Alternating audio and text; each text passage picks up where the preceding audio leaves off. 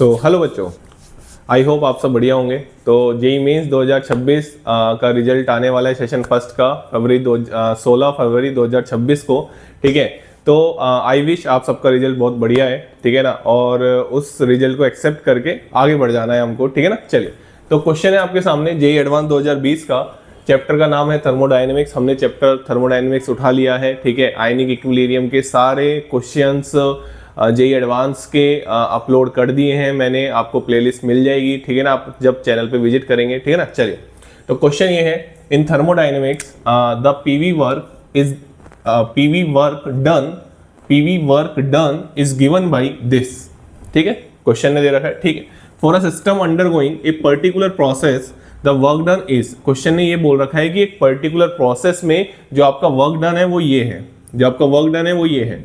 तो आपको सीधी सीधी सी एक बात दिख रही है। अच्छा, फिर क्वेश्चन क्या बोल रहा है, this equation is applicable to a, और फिर आपको 4 ऑप्शन दे रखे हैं, आप आराम से ऑप्शन पढ़ सकते हैं। मैं क्वेश्चन की बात कर लेता हूं।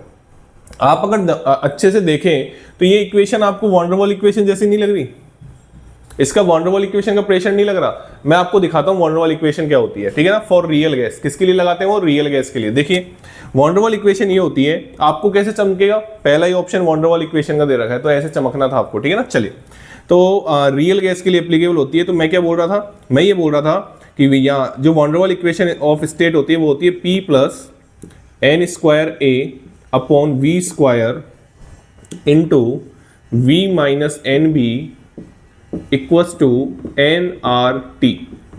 यही होती है van der Waals equation state, और ये किसके लिए होती है, for N mole gas, for N mole real gas की हम बात कर रहे हैं। कौन सी गैस की बात कर रहे हैं, रियल गैस की, ठीक है ना बच्चा। चलिए, अब मैं इसी इक्वेशन को एक तरीके से और लिख सकता हूं, ठीक है ना। किस तरीके से लिख सकता हूं, तो मेरे को यहां पे ही मैं लिखना चाहूंगा, ध्यान से देखना आप, ठीक है ना। चलिए, ध्यान से देखिए, P plus A upon V M square V M minus B equals to R T.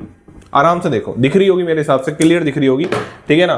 P plus A upon V M square V M minus B equals to R T, ठीक है ना। तो यहां पे अगर आप देखें तो वी एम जो है वो मोलर वॉल्यूम को रिप्रेजेंट कर रहा है, और इसको हम लिख सकते हैं V बाई एन। आराम से देखो, जो Vm है वो किसको रिप्रेजेंट कर रहा है, मोलर वॉल्यूम को रिप्रेजेंट कर रहा है।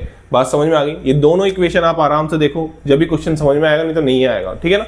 चलिए, अब मैं इस इक्वेशन से प्रेशर निकालता हूं, एक बार देखते हैं क्या आता है। कौन सी वाली इक्वेशन से, इस इक्वेशन से। ध्यान से देखना, इन दोनों इक्वेशन में कोई डिफरेंस नहीं है, बस Vm की जगह मैंने क्या लिख दिया, V बाई एन, Vm में रिप्रेजेंट कर दिया इसको मोलर वॉल्यूम में। बात समझ में आ गई। चलिए, तो अगर मैं यहां से प्रेशर निकालता हूं तो मेरे को थोड़ी सी जगह चाहिए, ठीक है ना। तो मैं यहां पे निकाल लेता हूं प्रेशर, ये आपको दिख रहा होगा, कोई दिक्कत वाली बात नहीं है, ठीक है। तो मैं यहां से रफ कर देता हूं ऊपर वाली इक्वेशन को, और यहां पे प्रेशर निकालता हूं आपके लिए, ठीक है। और क्वेश्चन आपके सामने है ही, ये वाली इक्वेशन में रफ कर दिया, ठीक है, जगह हो गई। चलिए, तो यहां से अगर मैं प्रेशर की बात करूं बेटा, तो आराम से देखना, इसको मैं नीचे ले जाता हूं, तो यहां पे P बराबर आपका आएगा, पहले तो मैं इसको नीचे ले गया, R T upon V M minus B, ठीक है, और ये इसको उधर ले गया। मेरे हिसाब से सब बच्चों को समझ में आ रही होगी बात, minus A upon V M square, ठीक है। ये आपका बन गया प्रेशर ऑफ गैस। ये किसका प्रेशर है, रियल गैस का प्रेशर है। आराम से देखो, गैस का प्रेशर है, कोई दिक्कत वाली बात नहीं है। अब तुम एक चीज बताओ, यहां पे P एक्सटर्नल था, और आप इस चीज को देखो, डी भी तो दोनों में सेम है ना। आप इस चीज को देखो और इस चीज को देखो, तो क्या आपको ये ऐसा फील नहीं हो रहा कि P एक्सटर्नल यहां पे बराबर हो गया किसके, R T upon V minus B minus A upon V square के। आराम से देखो, क्या आपको ऐसा फील नहीं हो रहा कि P एक्सटर्नल किसके बराबर हो गया, इसके बराबर हो गया। आराम से, तसल्ली से, बिल्कुल आराम से सोचो, आराम से। हाँ सर, लग तो रहा है, लग तो क्या रहा है, दिख तो रहा है, कंपेयर कर लो, हो रहा है ना। अब इस क्वेश्चन में एक थोड़ा सा मतलब आपको सोचना था कि इस क्वेश्चन में कहीं भी ये नहीं लिख रखा था कि जो वॉल्यूम है V वो मोलर वॉल्यूम के बराबर है।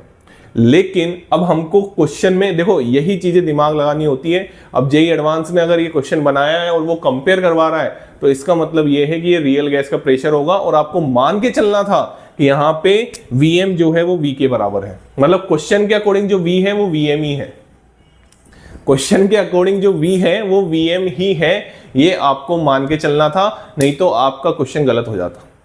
ये मान के ही चलना था, ये क्वेश्चन में कहीं लिख नहीं रखा, लेकिन आपको ये सोचना था उसी टाइम पे, एग्जाम के टाइम पे, कि यार अगर जेईई एडवांस ने इक्वेशन कंपेयर करवा रहा है तो इसका मतलब तो ये तो है नहीं कि ये इक्वेशन गलत करवा रहा होगा। बात समझ में आ रही है ना?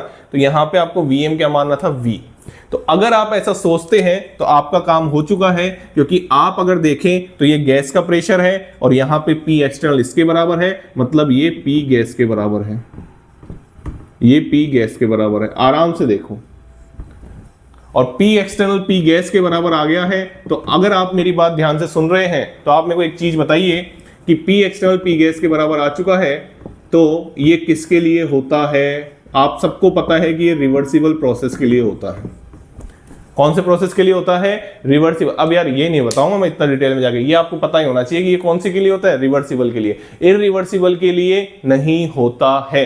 तो पहली फुर्सत में एक ऑप्शन तो इस तरीके का है, प्रोसेस दैट इज इररिवर्सिबल। तो इररिवर्सिबल तो नहीं है प्रोसेस। पहली फुर्सत में वो ऑप्शन तो काट देना था, क्योंकि ये केवल किसके लिए एप्लीकेबल है? रिवर्सिबल के लिए। बात समझ में आ गई? अच्छे से समझ में आ गई। चलिए अब ऑप्शन पढ़ लेते हैं, अब कोई टेंशन वाली बात नहीं है। देखो पहला ऑप्शन कह रहा है system that satisfied the van der Waals equation of state. बिल्कुल सही है, यही तो van der Waals equation of state थी, उसको सेटिस्फाई कर रहा है, ठीक है ना? चलिए दूसरा ऑप्शन कह रहा है process that is reversible and isothermal. अब बच्चा यहाँ पे जाके फिर कंफ्यूज होगा कि सर रिवर्सिबल तो समझ में आ गया, ठीक है, ये आइसोथर्मल। तो मैं आपको एक चीज समझा देता हूं, प्रोसेस रिवर्सिबल है, ये एक जर्नल चीज है। अब ये आइसोथर्मल भी हो सकता है और एडियाबैटिक भी हो सकता है। आपको अगर याद हो तो ये जर्नल फॉर्मूला होता था, फिर इसके बाद हम आइसोथर्मल का फॉर्मूला बनाते थे, फिर इसके बाद हम एडियाबैटिक का फॉर्मूला बताते थे। लेकिन ये कैसा फॉर्मूला होता था? जर्नल फॉर्मूला होता था। तो ये एडियाबैटिक के लिए भी लग जाएगा और आइसोथर्मल के लिए भी लग जाएगा। बात समझ में आ गई? तो ये दोनों ऑप्शन यहां से क्या आ जाएंगे? हमारे सही आ जाएंगे। मेन क्या था? रिवर्सिबल, ये ध्यान रखना। तो आइसोथर्मल, भाई ये जर्नल फॉर्मूला हो गया, इसके बाद आप आइसोथर्मल के लिए निकाल लीजिए या एडियाबैटिक के लिए निकाल लीजिए। बात समझ में आ गई? तो इस क्वेश्चन का आंसर आ जाता ए, बी और सी। मैं तो बोलूंगा अच्छा क्वेश्चन था, दिमाग लगाना था, ठीक है, बच्चे को सोचना ही था। बिना सोचे बच्चा इस क्वेश्चन का आंसर नहीं लगा सकता था ऑब्वियसली, ठीक है ना? चलिए thank you so much. Channel को लाइक करें, शेयर करें और सब्सक्राइब करें।